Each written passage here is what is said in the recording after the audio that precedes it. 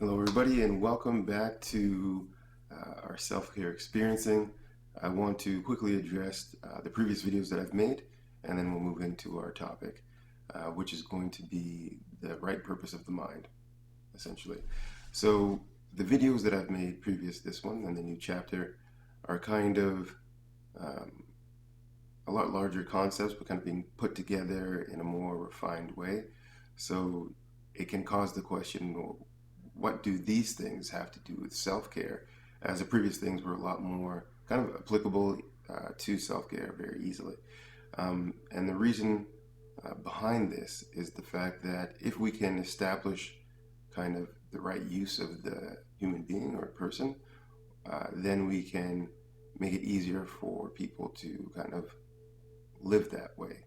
So, for example, each thing derives its purpose from how we use it. So this brings about the question, well, are we using the mind for the right purpose? Are we using our bodies in the right way? Are we living life with the right ideals in mind? These questions really become very important moving forward. And the idea, if we make a quick analogy, is if we use a hammer, we can use that same hammer to put in a nail, to take out a nail, to destroy something as a paperweight, as a wedge in a door. It has its multiple purposes. However, in each circumstance, we have the difference, which is the maintenance of that thing will change depending on how we're purposing it, as well as the potential. So the full potential of the hammer to, let's say, do good, to create and to make is always there, regardless of what situation you purpose it for. And in that way, we have the same thing. We have the same thing with a human being. Uh, we have many different realities in which we can choose to do things. However, the maintenance of ourselves is dependent on that. If we're going towards our greatest good, then there's less to maintain. If we're going against this in any way, then there's more strain on the individual. And in that way, kind of telling us it might not be the right use. Uh, Even though the hammer, if we go back to that analogy, is made of the same material, regardless, the wood handle and the iron or metal head, depending on how we use it, the maintenance change. So it can have multiple realities of use. However, the demand is still on the main two elements, the wood and the steel. And in that way, the biggest strain on this thing is it being used for its intended purpose? And if so, the maintenance will be less and the fulfillment of its greater good will be more. So in that way, I hope you can see the similarities with the individual. If we are put to the right use, our greatest good will be a lot more and our maintenance a lot less. There'll be less strain on our health mentally, physically, and emotionally. So that all being said, let's move on to the right purpose of the mind. So are we utilizing our mind correctly? That is the question. So we can say that we generally use our mind for kind of solving things as well as memory. And we're going to talk a little bit about the memory part. So we do try to remember using our minds. However, I wouldn't say that we're the best at it. We misplace our keys several times a day. We can fold the mind in a way that we stop remembering certain things or we block out certain instances if something was, let's say, very harsh done to us or very happy and we're not allowing ourselves to process that happiness, then equally we have this thing kind of working against itself. And the mind is not going to keep track of those things in its entirety. However, if we take a look at the subconscious seems to hold all information. All this information then is kind of held in this mass storage drive, but not necessarily used for all its purposes. So we breathe, our heart pumps, we run, we jog, we sit, we stand. All these things at one point had to be learned, but are no longer in our conscious memory. We're not remembering that we did these 12 things to step properly. And then where it's really being stored is the subconscious, because that information must be held somewhere for us to be able to continue to walk. So I'd say our subconscious is the better store of information. So then what should we be using our mind for? What is the purpose of the mind? It seems to be more of a solutionary thing. As information is brought to it, it uses this information to solve a situation, a problem. However, this is not completely it, because there's different levels of information, and this will be the distinction between knowledge and wisdom. A more correct compiling of information, let's say this is wisdom, leads to a completely different taking on or solution to a problem that might be equally the same in both scenarios. One person using wisdom, one person using knowledge. We could even say one person just living in the first experience of that thing would also be different than the other two.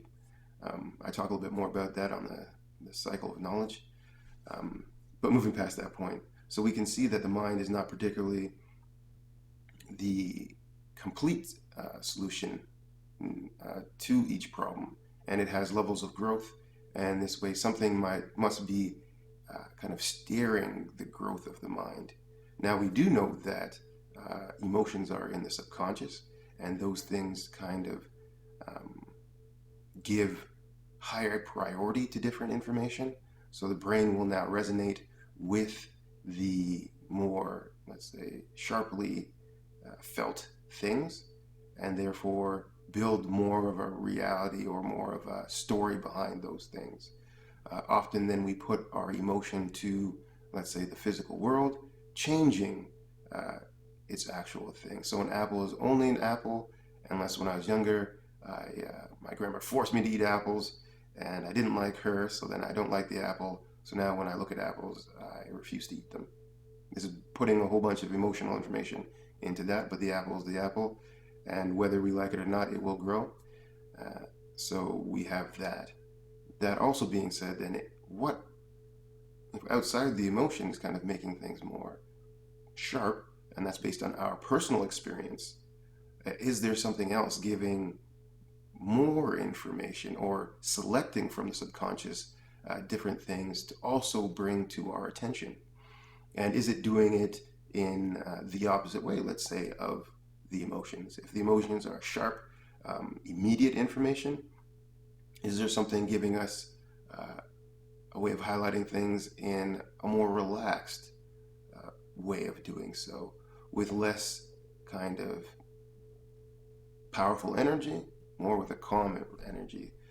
If we kind of use that calm and sharp energy to associate wisdom and knowledge, knowledge would be the sharp and wisdom would be the soft. So is there, again, a parallel between wisdom, the subconscious, and something bringing out information in a softer way from that? I would say there is. If we take a more, let's say, reverse approach to the subconscious, and we link, now we've talked about the mind, so let's move on to the heart. Is there a heart element in a way of bringing out the things that are more wisdom-like? In fact, we can say from the transition from knowledge to wisdom, the kind of human element, the heart element, the caring element, the compassion, this non-tangible thing is put back into the equation. We're now solving for a feeling or an experience versus just an action. So if that can be true, then we would associate this thing as the heart. So how would we be able to make this tangible, non-tangible thing a little bit more seen in the everyday? I think this is most commonly seen when somebody has a strong attachment externally to something,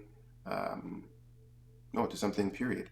So a grandfather can have a huge attachment to a younger child. This child might not even be their own child, but there can be something about this younger person that really reflects to the older person the heart element, which is something that is within themselves, and not necessarily of the child either. This, I think, is the way that the heart uses let's say, external things to kind of show us in a softer way something that we need to incorporate within ourselves. Um, this being said, this child might reflect a certain aspect of, um, let's say, hidden information, so repressed into the subconscious, which is still there, but we still need a way of bringing it out. This way is not as reactive as the maybe sharp emotional things, but has a soft, more uplifting, more life-giving.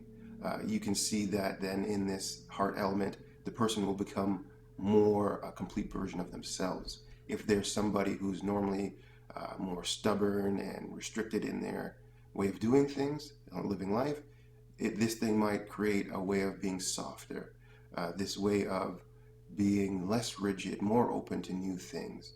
We might attribute this to the child because it is showing us this element, but again, it is something within ourselves.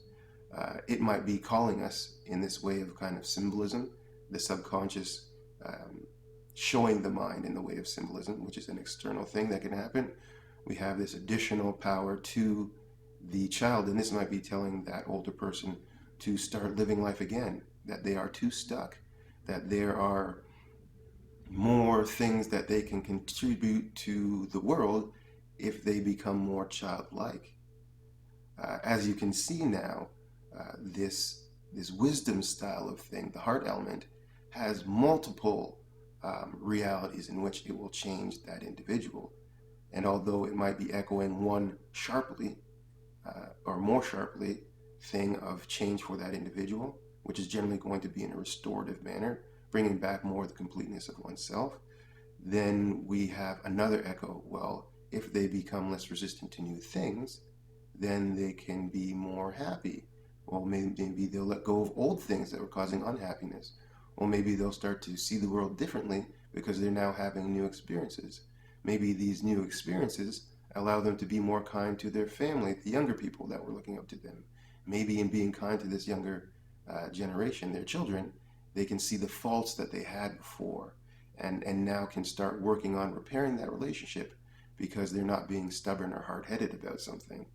This too then can use that same heart element and now being reflected in the individual, the older person, to their children.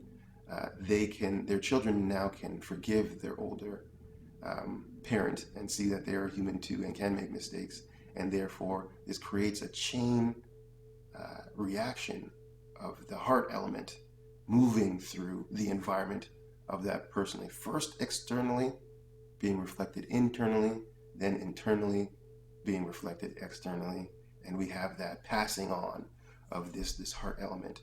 So I think there is, in this case of self-care, restoration, there being the element of the purpose of the individual, the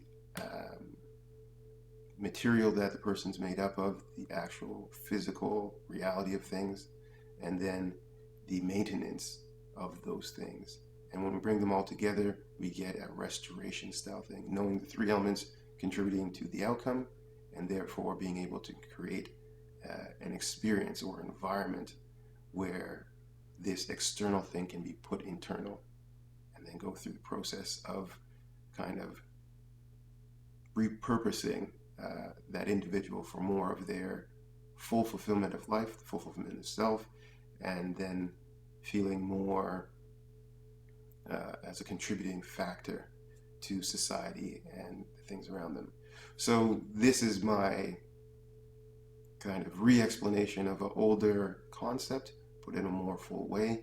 And I do think that the mind itself is only as good as the purpose it is being utilized for, and can only move forward in the way of letting go of large emotional polarizations of things, and in that way allowing the heart element to be more readily seen.